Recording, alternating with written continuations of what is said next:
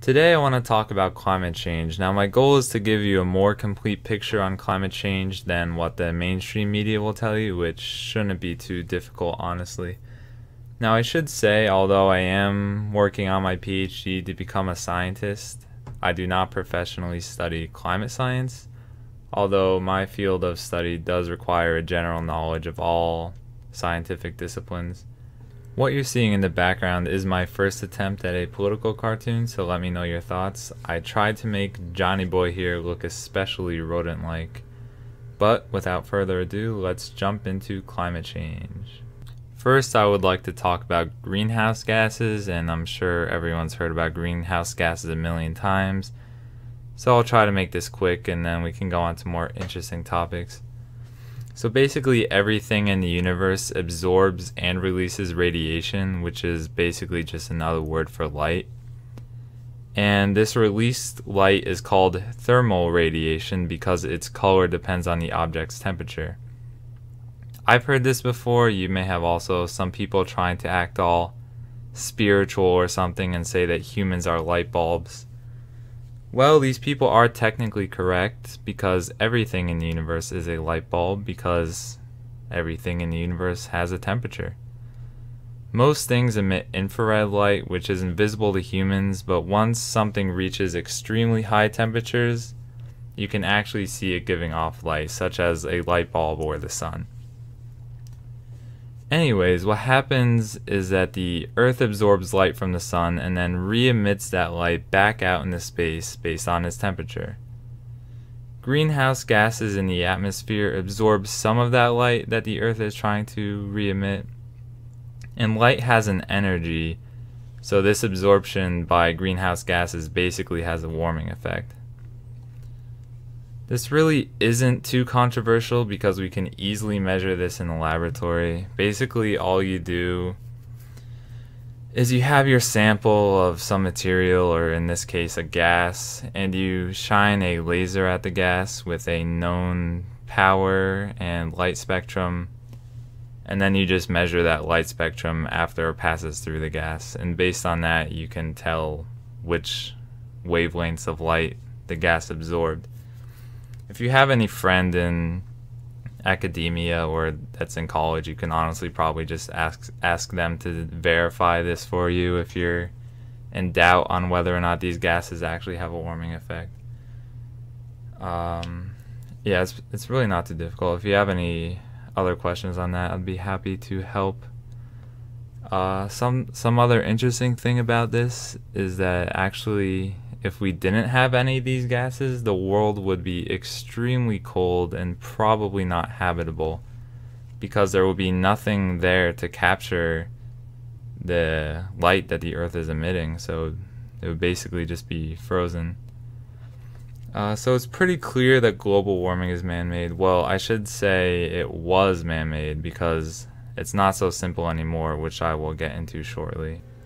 The carbon dioxide levels are measured at Mauna Loa, Hawaii, and CO2 is measured in what is called parts per million. That just means out of 1 million cubic meters of air, how much of this is carbon dioxide. That's all we're measuring here. And 400 parts per million is what is considered to be the point at which runaway climate change occurs. We'll get more into this in a minute. We do not know for sure if 400 parts per million is the point at which runaway climate change occurs, but it is a reasonable guess considering that the Earth has not had this much carbon dioxide in its atmosphere for a few million years. Anyway, in May of 2013, 400 parts per million was measured for the first time at Mauna Loa. It did drop back down, and this is simply because the amount of carbon dioxide in the air varies seasonally. As you can see on this graph, ppm means parts per million. Each color is a different year, and you can see it varies by month. And yeah, it just goes up and down depending on the month. So it did drop back down in September. But next year, around May, it was higher than the previous year, and then it was higher the next year. And I believe even in September of 2016, it never dropped back down below 400 parts per million. And this is not good, as it is a strong indicator of runaway climate change, which I will get into now. This next thing may be the most important part of this video, in my opinion. So there exist two things which humans really have no control over, and they are called positive feedback loops and negative feedback loops.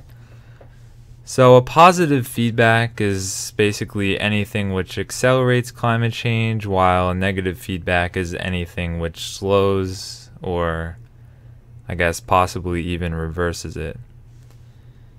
And any feedback loop over time will grow stronger. For example, you can consider a rainforest. Rainforests hold a lot of carbon dioxide, and global warming causes rainforest vegetation to dry out. So this drying releases more carbon dioxide into the air, which causes more rainforest drying, which releases more carbon dioxide into the air, which causes more rainforest drying, and so on and so on. And the result is what we call runaway climate change or uncontrollable climate change.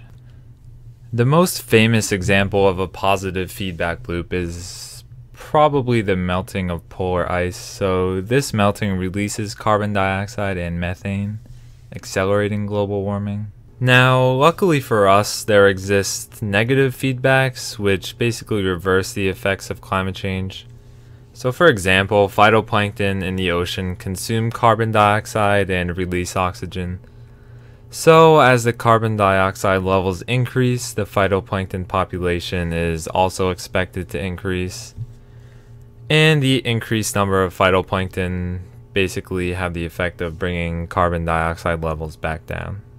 One of the most important negative feedbacks, at least in my opinion, is the thermal radiation, as discussed before, that the Earth releases into space. As I mentioned, greenhouse gases do prevent some of this radiation from escaping, but not all of it.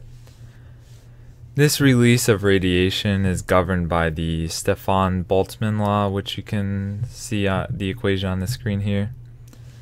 The energy released by the Earth equals some random symbols that don't really matter, multiplied by the temperature to the fourth power. What this means is that since it's the temperature to the fourth power, say the temperature of the Earth is multiplied by 2, then the energy the Earth will be releasing is 16 times as much.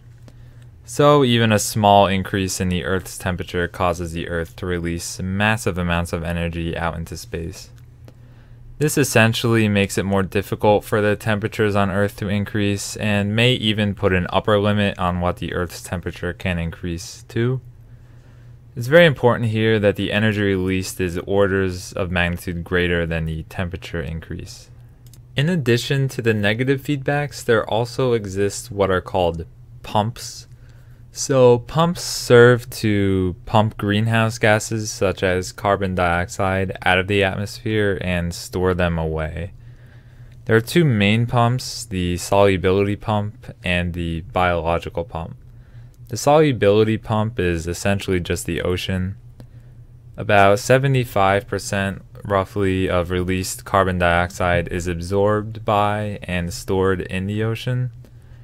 And the biological pump just refers to, well, basically all living things. Living things such as rainforest plants, the phytoplankton, and seashells made by living things all store carbon dioxide and keep it out of our atmosphere. Usually, the positive feedback loops are more or less balanced out by the negative feedback loops and by the pumps. A forcing is something external which pushes the climate towards either warming or cooling, hence increasing the strength of either the positive or the negative feedback mechanisms. Recently, the burning of fossil fuels has thrown this balance off and pushed the Earth's climate in the direction of warming, increasing the power of positive feedback loops. So, even if humans initially have caused this warming, we are approaching or may already be at the point of runaway climate change.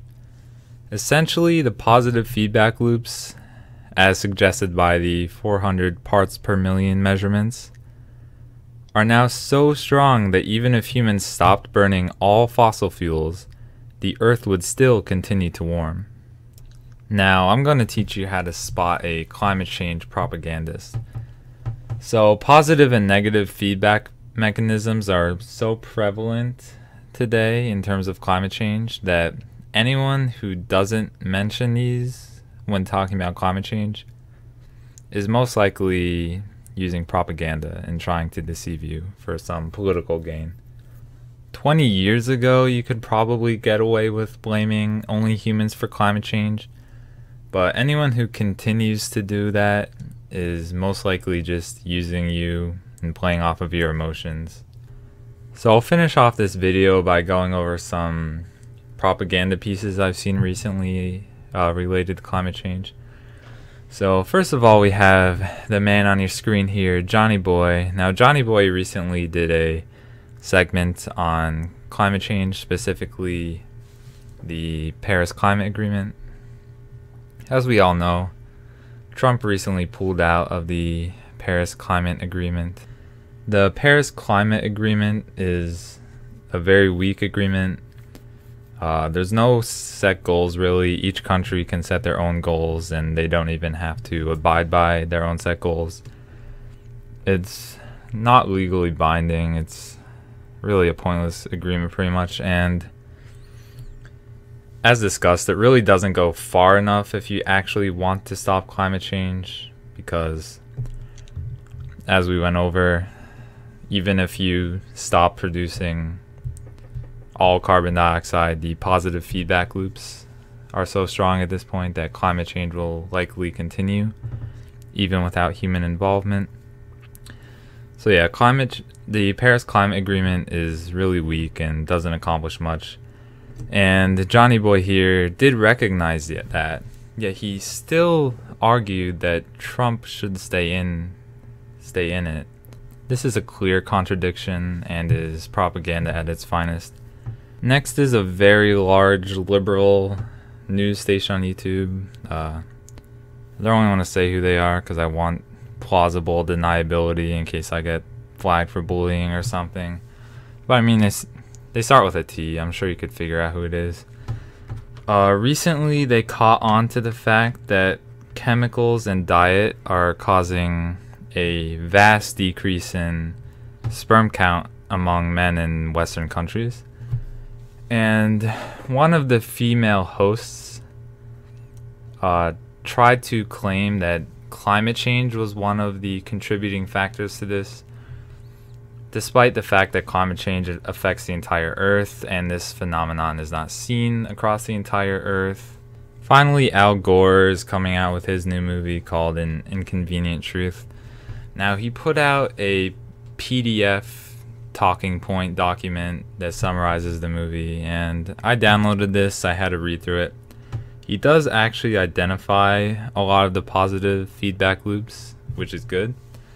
But in his proposed solutions, basically all he proposed is an increased use in windmills and solar cells, which doesn't really account for the positive feedback loops. So I would call this propaganda. He's not really putting forth any real he's only putting forth solutions to slow climate change. He's not really putting any solutions forth to actually solve climate change. So what can we do about climate change? Well, most people just focus on how we can slow climate change by using solar cells, windmills, and such, which is very important, but it won't solve climate change. One thing we can do is focusing on protecting the known negative feedback loops. There may be unknown ones, but we can focus on the known ones, and I haven't really seen any proposed legislation on this. Most likely because most politicians and media personalities just use it as a wedge issue.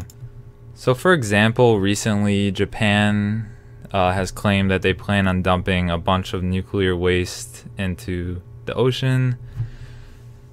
This could damage the phytoplankton population, it could damage the solubility pump, it can damage the biological pump. So protecting the ocean is a great place to start in protecting many negative feedback loops and potentially safeguarding the possibility of reversing climate change.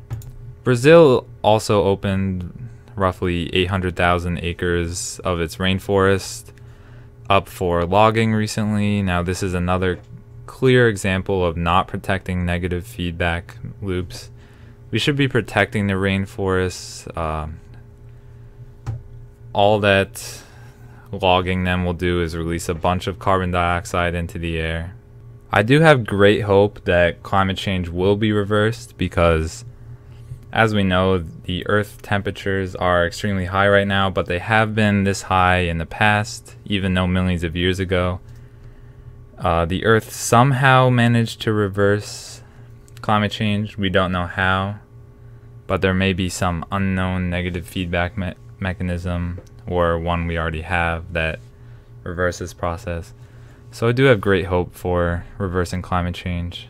So that about wraps up this video. I hope I was able to give everyone a better picture on what's going on with climate change, a more complete picture. Thank you all for listening.